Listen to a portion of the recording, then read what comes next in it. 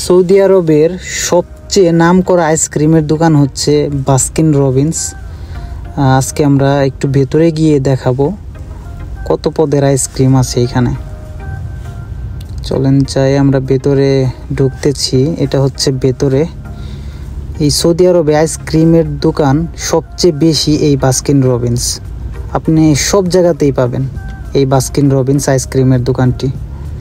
এটার সর্বনিম্ন একটা আইসক্রিমের মূল্য 15 রিয়াল। এখানে দেখেন কত রকম ফ্লেভারের, এক এক রকম ফ্লেভারের আইসক্রিম।